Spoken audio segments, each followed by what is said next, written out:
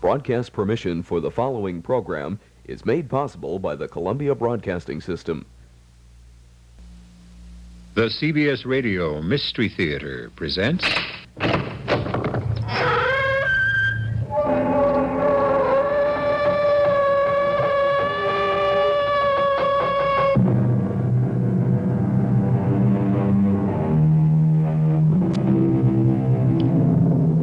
Come in. Welcome. I'm E.G. Marshall.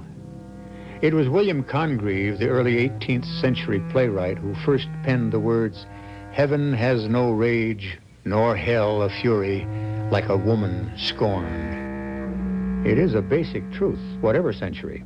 Certainly is true in the 19th, where this story lies. But the woman, in this case, not exactly what you might imagine, but I'm getting ahead of myself. Let's begin at the beginning. Just where was she hanging? Could you point it out?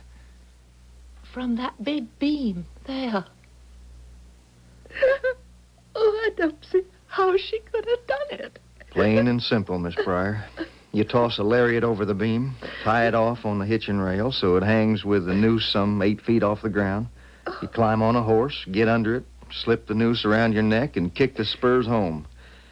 And you're left hanging. But to strangle slowly to death like that? Oh, it's horrible.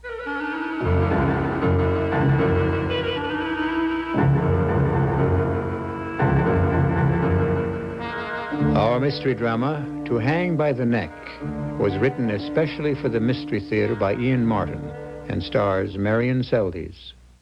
I'll be back shortly with Act One.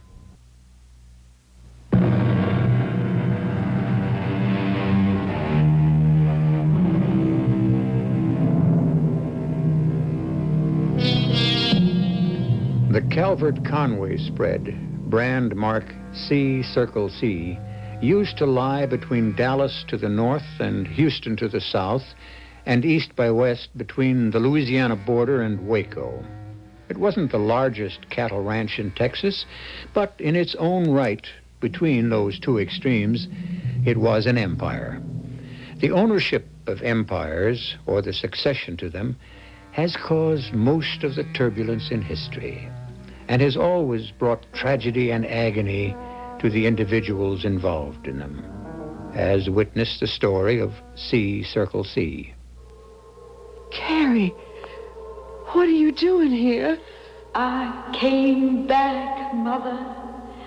I thought you needed me. Of course I need you. But what good is this? You're gone. I've had enough of dreams. Maybe this is a little more than dreaming. What? Remember Becky Pryor, who was going to be my maid of honor? Of course.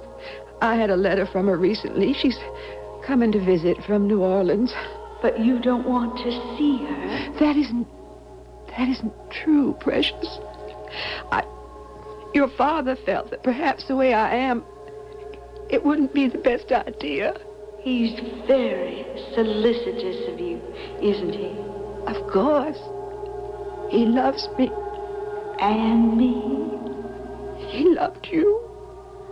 Oh, that's true enough. Rebecca Pryor, my best friend. I want to protect Becky. That's one of the main reasons I returned. And you must help her too, Mama. Please, protect my friend. Protect my friend. My friend.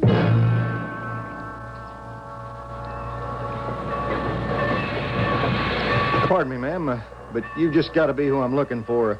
Miss Rebecca Pryor? I answer to that name, sir. What is yours? I'm Teague Whitman, ranch hand of the C. I was sent to meet you. Oh, how nice. I was afraid I might have beaten my telegram here. No, it come on time. The only thing was I reckon Mrs. Carstairs didn't have enough time to answer you back. Well, I'm glad, because being an anniversary and all, I wanted to come. Anniversary? Yes, sir. Just about 1 year ago, I came off this same old train to be maid of honor at my friend Carrie's wedding, only to find out the terrible news. What news was that, ma'am? Beau Faversham, her husband-to-be, had run out on her, and Carrie had... You have no need to go on, Miss Pryor. I know what you're talking about. The hanging. I still can't believe anyone, especially Carrie, could kill herself that way. But I don't want to talk about it anymore. I can understand why. I got the rig waiting. Let me get your bags and take you out to the ranch.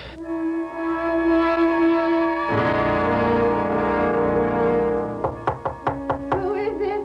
It's me, Julie. Chad. May I come in? It's your house, Chad. Well, it's your bedroom, Julie. I wouldn't have disturbed you, except...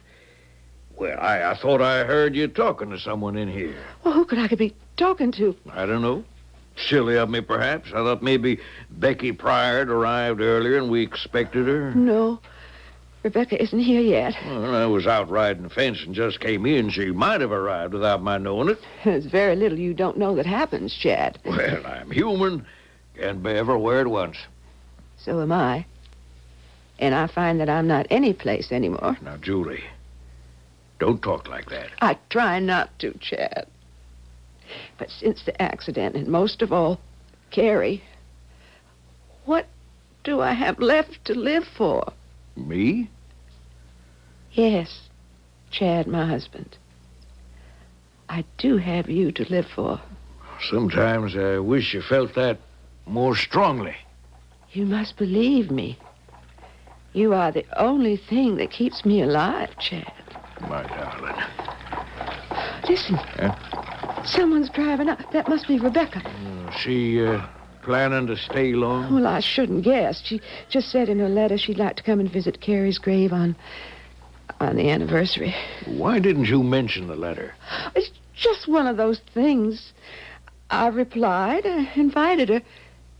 Do you mind, Chad? Oh, why should I mind? You need some companionship stuck out here in the back of beyond the way we are. I reckon maybe I do, Chad, especially since my accident. Oh, that damn mare.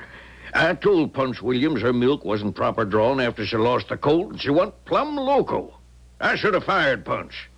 What kind of ranch foreman was he to let it happen? You cannot blame him. I should have been ready when the mare shied. It's just that she was always so sure-foot and gentle. I never dreamed that... Don't dwell on it, Julie. Well, what else can I do? My back broken, shackled to a chair the way I am, in pain most of the time. Yes, it's your visitor, all right. I'll go on out and make her welcome. I never should have let Rebecca come here, except somehow I must find a way back to my own child.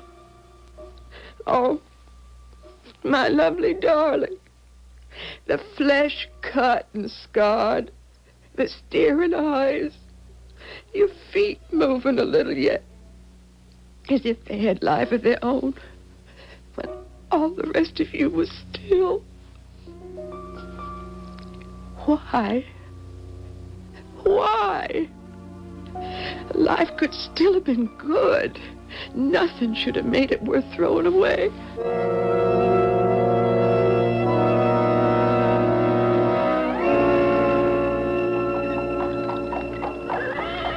Oh. Well, here we are, Miss Pryor. Can I hand you down? Oh, thank you. Have you been with Conway Ranch a long time? Oh, no, ma'am.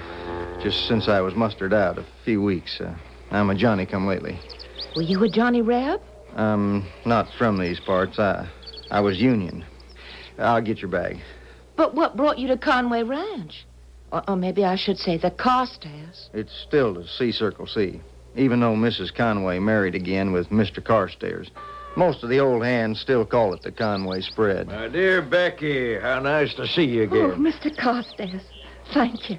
I hope it was all right to come. Well, of course, you're the nearest thing to a daughter we got left. You're always welcome here. That's nice of you. Teague, you can put the horse and rig away, then report to Punch Williams.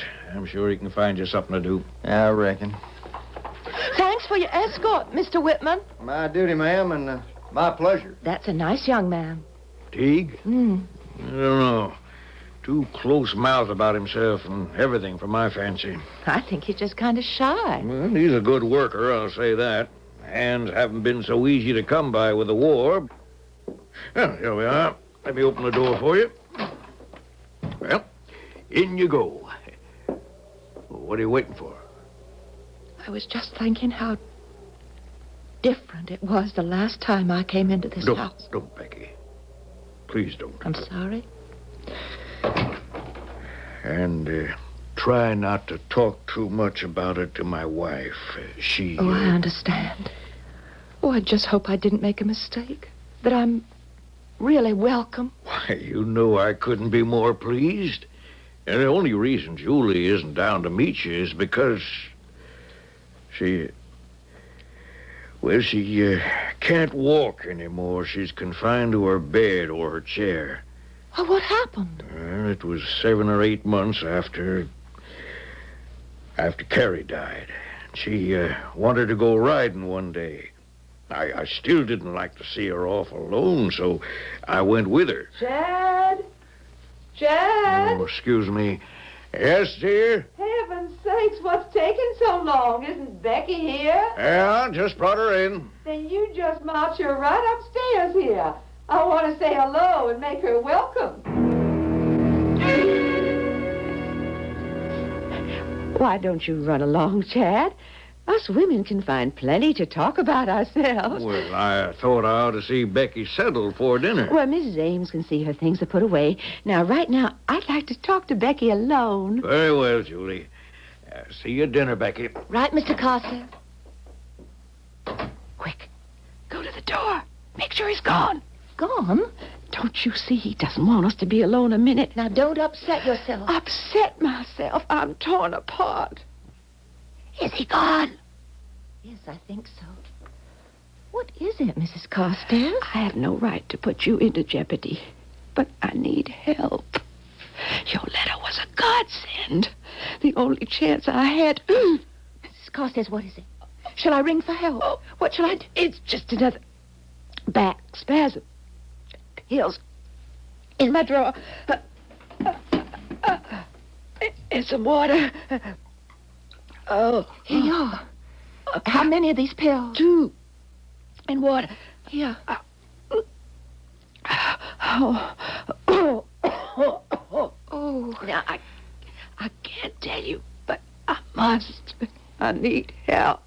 And Carrie can't rest in peace until the truth. Is anything wrong? You better come in, Mr. Carstairs. What's the matter, Becky? I thought I heard Julie cry out. Well, it's her back, I think. I gave her some of these pills. 2 of them. Is that all right? Yes, all you can do when these attacks come. Well, look at her. Look, she's... Yes, it's a very strong drug. Puts a person to sleep almost immediately. Oh. Quite frankly, I don't like her to have them so near at hand. I'm always afraid if the pain is too much, she might take an overdose. She seems rational enough, but she's not. Ever since Carrie's death, her mind wanders. All the wildest flights of fancy, feelings of persecution. I don't know. I'd hoped to spare you this, but now that you're here, I'm afraid my poor wife is stark, staring mad.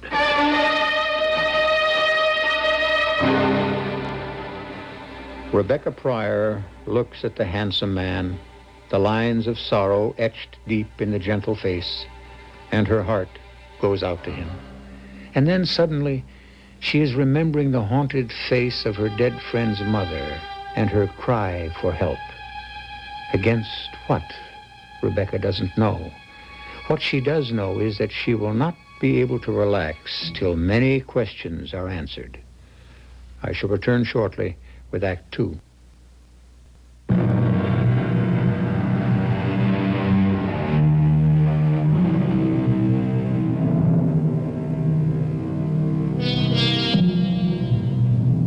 are Rebecca Pryor, in the year of our Lord, 1865. The war between the states is over now, but you remember vividly 1 year ago the excitement of traveling from New Orleans to the ranch in Texas, where you now are, in order to be maid of honor at your best friend's marriage. You were roommates and inseparable at Mrs. Covington's seminary for young ladies during the war, and it was there that your roommate, Carrie Conway, met Beau Faversham, who was to have been her husband. Now, 1 year later, after the wedding that never happened because Beau disappeared and Carrie's awful death by hanging herself, you are back at the ranch.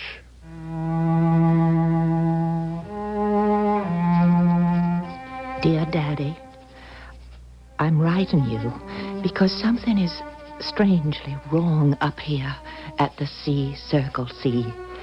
And I think it might need you to help set it straight. Do you think there's any possibility you could come here as though to fetch me home? And then, while you're here... Oh, who is it? Chad Carstairs, Becky. Can I see you a minute? Of course, Mr. Carstairs. I'll be right there. Oh, if it's too early. No, I'm all up and dressed, as you can see. Come in. Thank you. How is Mrs. Carstairs this morning? Well, not much better, I'm afraid. I'm going into town to fetch a doctor. I thought perhaps you might like to ride with me. Oh, that's kind of you. But maybe I can help here with your wife. Oh, I doubt it. She'll be keeping to her bed today, and the housekeeper, Mrs. Ames, will be there to keep an eye on her. No, let me persuade you to come with me. We could have a nice meal at the hotel and give you some little holiday feeling on your visit. Oh, that's kind of you, but I am a bit tired after my trip up. I think I could just rest here at the ranch today. Well, if that's what you want. I tell you what. My ranch foreman hasn't quite decided what to do with that new hand who brought you from the station. I'll have him stand by. Don't bother. I can take care of myself. Well, if you want to rest, that's fine, but Teague will be available. And you're sure I can't help Mrs. Carstairs? Oh, no. Best thing is to leave her alone. She's a whole lot more than you or any one of us can handle.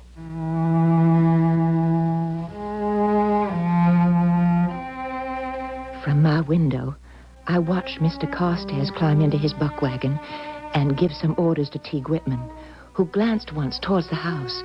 I drew back as he looked up. I found suddenly that I was a turmoil of mixed feelings, and the only thing I could think of to do was to finish my letter to Daddy. But as I did, I blamed myself bitterly for not going into town with Mr. Carstairs. I could have posted the letter myself. Now, who was I going to trust to get it sent out? Once I sealed the envelope, I felt the need of some air.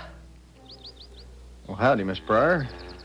What you got there? A letter you want mailed? Yes, I reckon I should have finished it sooner in time for Mr. Carstairs to take it to town. You won't have to lose out. I'll be riding in after sundown. I'll see it goes out with the morning stage. Oh, I wouldn't want to bother you.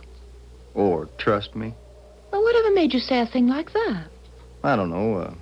Maybe because I wish I was sure you did or would. No. Why on earth shouldn't I?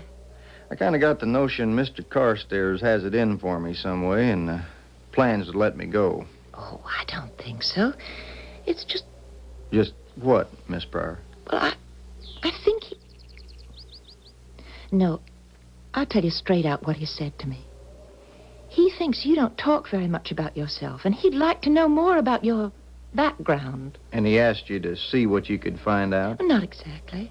Anyways, I wouldn't have any part of a thing like that. It's none of my business.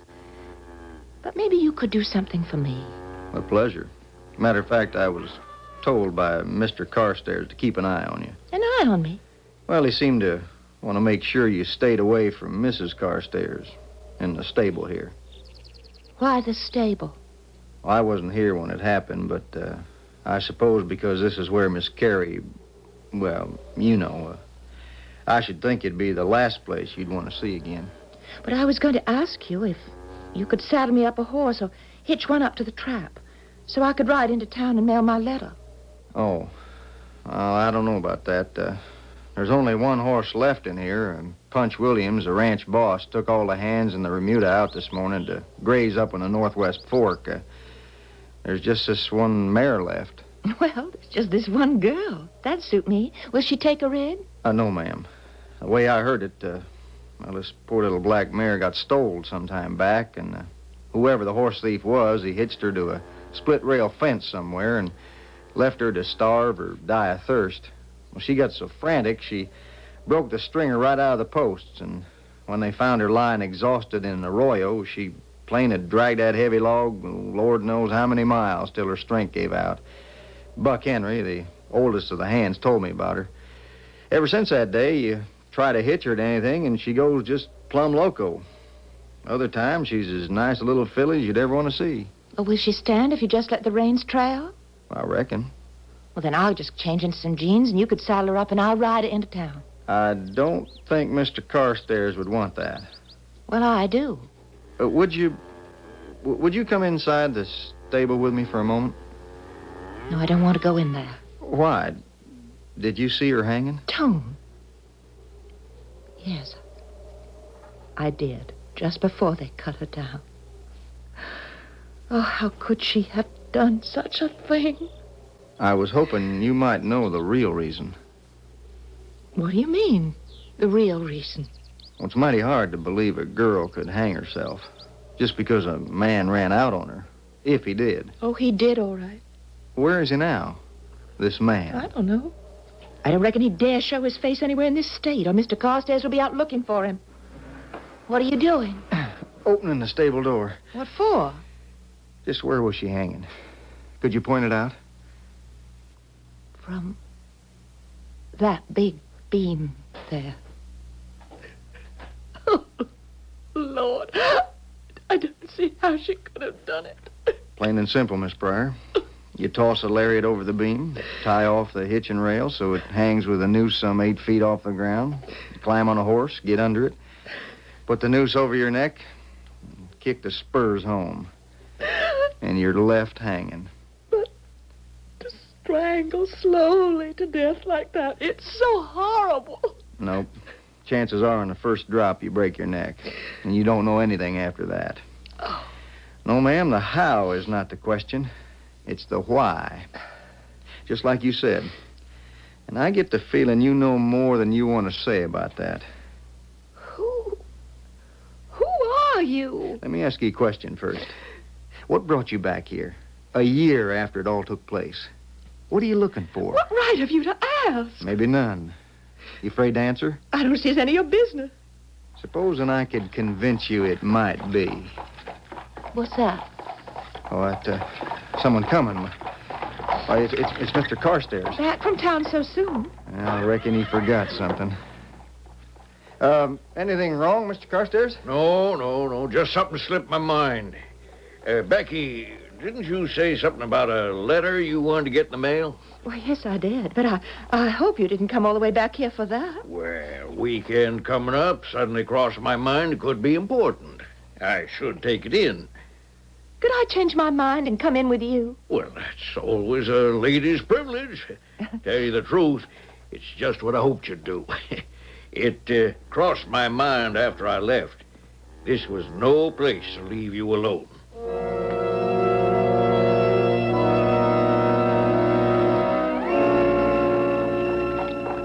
You going to be leaving us soon, Becky? Why do you say that, Mr. Carstairs? Well, letter to your father. I thought it might be to arrange to have him meet you. This is no place for a young girl anymore, I'm afraid. I hadn't planned to leave right away. Of course, if you want me to. Oh, I'd be the last person to chase you out. But with Julie as she is and the memories, sure don't blame you if you included in your letter the news that you're coming home. Now, there's a train day after tomorrow, or the stagecoach, and we can make arrangements as soon as we get to town. Well, but no. You see, I'd hoped to stay long enough to be of some help. Well, no one can help Carrie anymore. Julie's in the same way. The only difference is she's alive. Why What are you doing sneaking around up here, young man? I wasn't sneaking, Mrs. Ames. Then what were you doing? Before he left for town, Mr. Carstairs asked me to tell his wife that he'd come back to take Miss Pryor with him. Mr. Carstairs told you no such thing. There'd have been no need to tell Mrs. Carstairs anything. She's sound asleep. You're lying. Is that you? Well, maybe we both are, Mrs. Ames. I hear talking in there. That's her, talking to herself again. Crazy. If you ask me, she ought to be put away somewhere. Like her daughter and Beau Faversham? What does that mean? I was just asking. Did you mean dead like them? Who said Beau Faversham was dead? If he isn't, where'd he disappear to? Nobody knows that, of course. After he ran out on Miss Carrie, he wouldn't dare leave any traces of... What business is that of yours? None. Who are you? Just a hired hand. With a large bump of curiosity. I'd like to know why. And what you're doing in the house. I'm sure the cat... Mr. Carstairs wouldn't like it. Does he have to, Mrs. Ames? Couldn't you and me share a secret or two between us? You keep your ideas to yourself, young man. You picked the wrong woman to smart around. Now, get out of this house, and before the sun rises tomorrow, I'll see that Mr. Carstairs gets you off this ranch. How, Mrs. Ames? Feet first, like Beau Faversham went? Why do you say that? Who are you? Oh, just an interested bystander. You listen to me and listen close. If you're counting on Mr. Carstairs inheriting the C-Circle C, or ever controlling it, forget it. Oh. And you might want to keep your own skirts a little clean.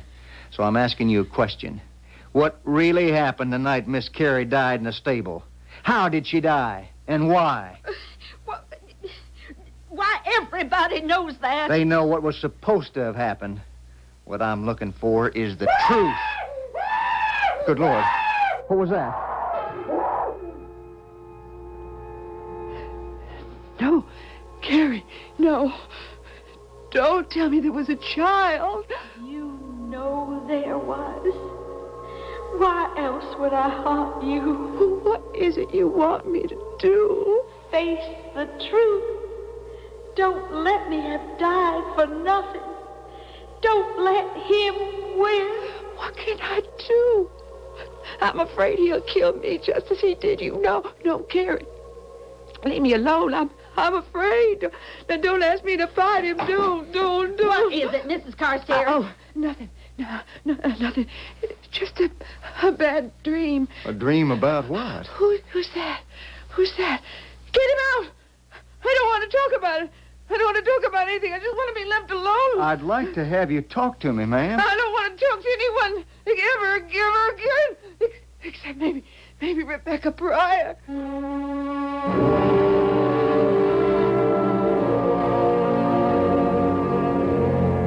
What is it that tortures Mrs. Carstairs? The daughter who seems to haunt her? You must believe that the Carrie who talks to her is a figment of the imagination, a reflection of a guilty conscience. But exactly why does she have a guilty conscience, if she has one? And who is Teague Whitman or Mrs. Ames? And most of all, why should a stranger like Rebecca Pryor be the one who, in her agony, Mrs. Carstairs seems to want to turn to for help? I'll return shortly with Act 3. What do you want most in the world? Fame? Fortune? Love? Then join the club. I'm David Hartman, and that's what I want too. But that's because I'm in good shape physically. If I weren't, if I'd been hit by dystrophy or a related disorder, the only thing I'd want would be to have my muscles work again, to be able just to walk like I used to. You see, muscular dystrophy robs you of mobility a step at a time. First, you're a little unsteady on your feet. Then the day comes when you can't walk without braces. Next comes a wheelchair, and then, sooner or later, bed, for good. But steps are being taken to help. The Muscular Dystrophy Association has launched the most concentrated search for a cure in all medical history. And meantime, MDA is expanding its program of patient services to provide practical aid, free, to people with dystrophy in your community and elsewhere across the land. Help MDA do even more. Support your march against dystrophy as generously as you can.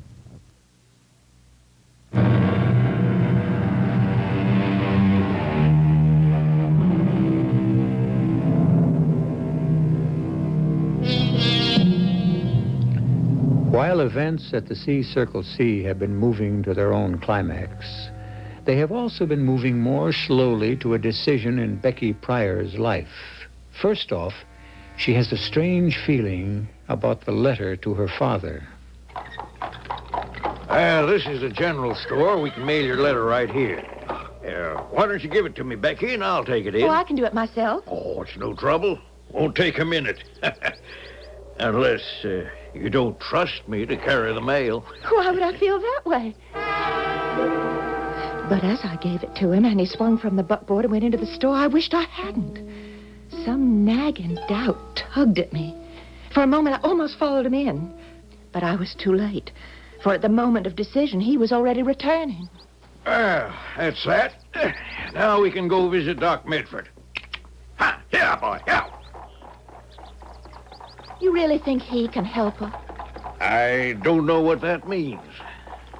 I'm afraid to say it means anything. It was honestly just a question. Then I'm going to be just as honest in return, Becky. No, I don't think he can. I don't think anyone can. Then why do you go to him? Well, what other choice do I have? I couldn't save my daughter. I'd like to save my wife. Why did Carrie do it, Mr. Carstairs? Hang herself?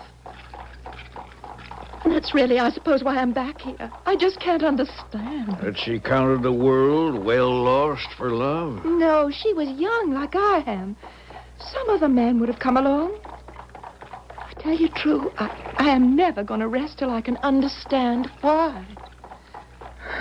Well, you're very young, Becky. So many things you don't know or even imagine.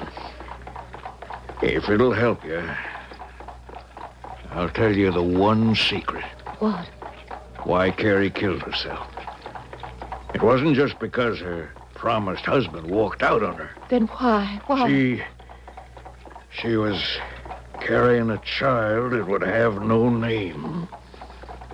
Beau Faversham's. If he wasn't the father, who else could she claim? And how could she face bringing a fatherless child into the world? All right. I came back and I stuck my nose into it, stirred up muddy waters, couldn't leave well enough alone. What is well enough? What is it I'm looking for? And if Carrie didn't put a rope around her neck, how else did she die?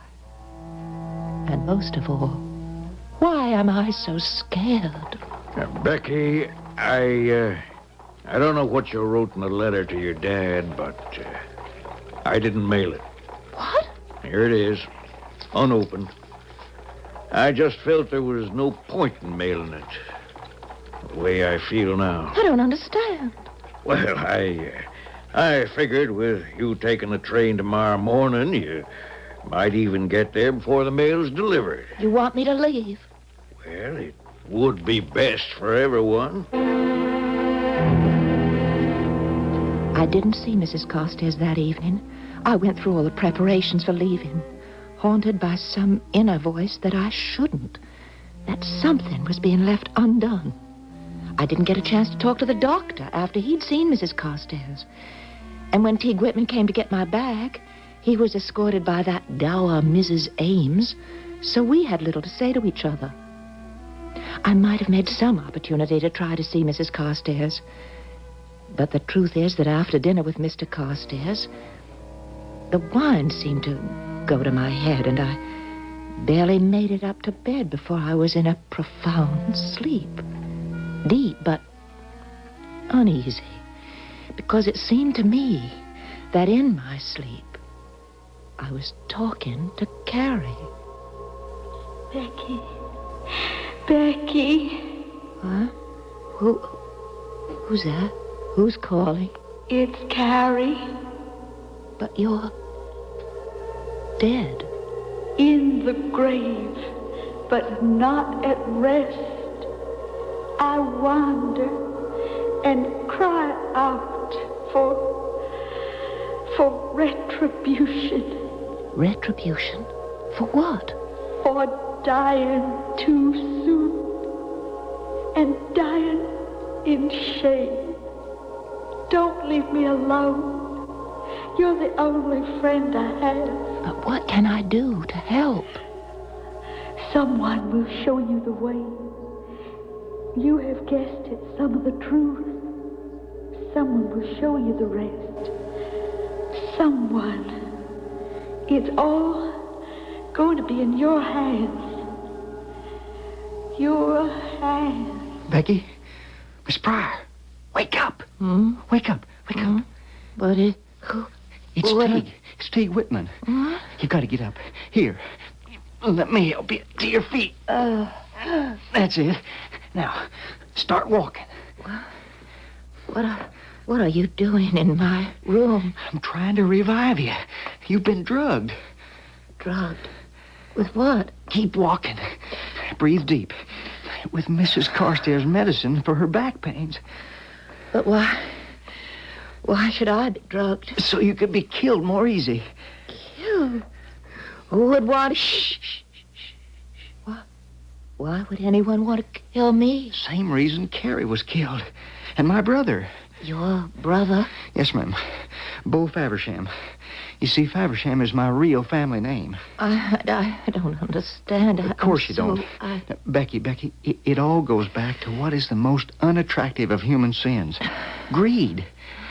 Chad Carstairs was foreman of this ranch, and he wanted to own the Circle C so bad he'd stop at nothing. He tried to romance old man Conway's wife and wouldn't have got nowhere except, well, fate gave him a lucky break. Mr. Conway died of a heart attack. So he swarmed around and finally up and married the widow, only to get a real shock. What sort of a shock? Well, he found out the spread wasn't left to the widow, but to Carrie, the daughter. He tried romancing her, but she didn't want any part of him. She had her own man, my brother, Bo, but Chad Carstairs is a man set on getting his own way, so he didn't stop at romancing. It wasn't my brother's child she was carrying. Oh, no. Oh, so that's why Bo walked out on her. And why she... Bo didn't walk out on her, Becky. He loved her too much. I figured Chad had some hired guns to take care of my brother and leave him in the desert to have his bones picked clean. Carrie didn't hang herself. She was hung.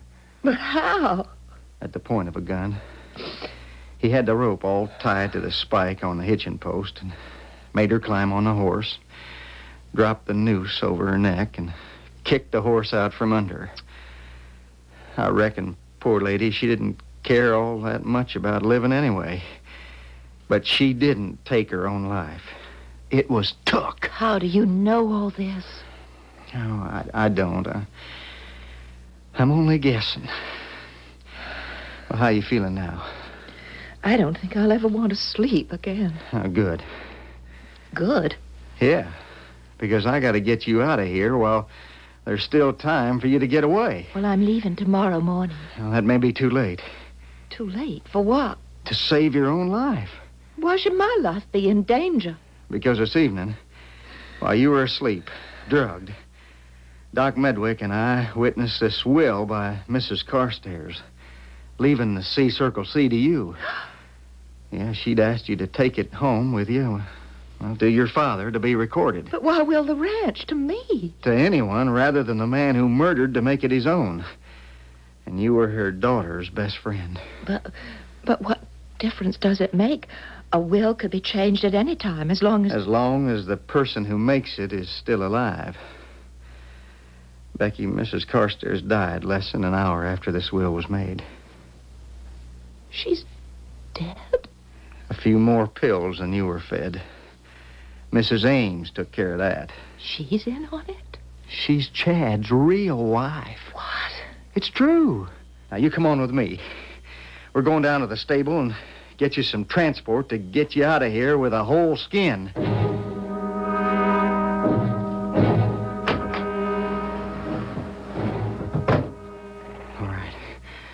saddled and bridled our poor old local little mare.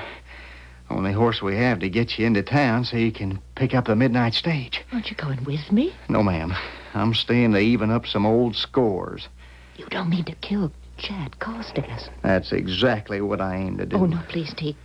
Please, there's been enough killing. What good would it do? It would save your life, for one thing. Is that so important to you?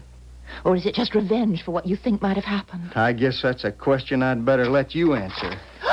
Maybe I can answer that for the both of you. No, don't move, Teague. Except real slow to loosen your gun belt and let it drop while I light this lamp. Do it, or I'll put a bullet in her. You can't get away with any more murders, Chad. In my territory here where I live, I can get away with anything. Now let me have the will. No. Give it to him, Teague. What does it matter? Once we do, we're both dead. If I kill you both first, I can just take it. Except that killing us both might not be as easy to explain as all the others. Carrie, my brother, your wife. I'll find a way. I'm not so sure. You're losing your touch, you know, Chad. You finally had to poison Mrs. Carstairs because you missed the first time. What does that mean? Oh, don't try to spook me, Chad. You took her out on this poor little mare here you knew was loco, didn't you? All right, that's enough talking, Ed. And then you stopped somewhere, and before she had a chance to dismount, you jerked at the reins against the bit in her mouth as if to tie her up. What are you doing? No! Hey, are you all right? I am. And Mr. Carstairs? Oh, poor little mare. She didn't mean it. But she saved our lives. What happened? She trampled him to death. Well, it's sort of poetic justice. What he spent his life doing to women. Only at the end, this particular one turned the tables. In one quick move, Teague Faversham had flipped the halter rope over the hitching rail, and immediately the mare had reacted by going berserk. Chad, caught off balance, was unable to protect himself against her flailing hooves. The special death he had planned long ago for his wife, unsuccessfully, was successful by accident and became his own. True poetic justice. That ideal justice which poets exercise by making the good happy and the evil unsuccessful. I'll return shortly.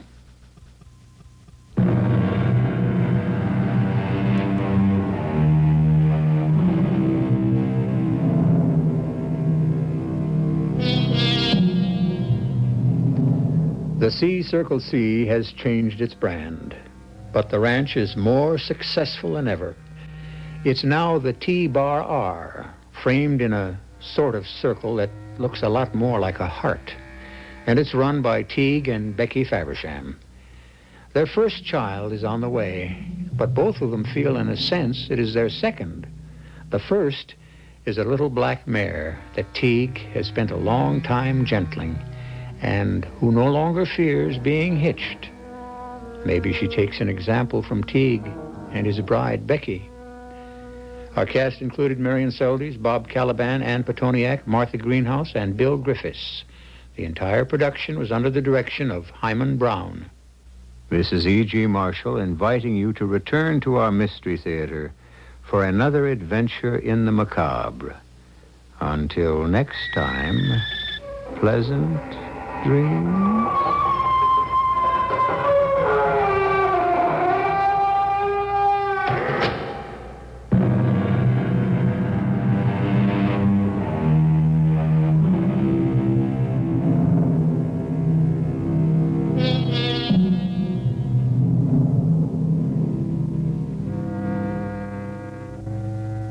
The preceding program was broadcast with the permission of the Columbia Broadcasting System.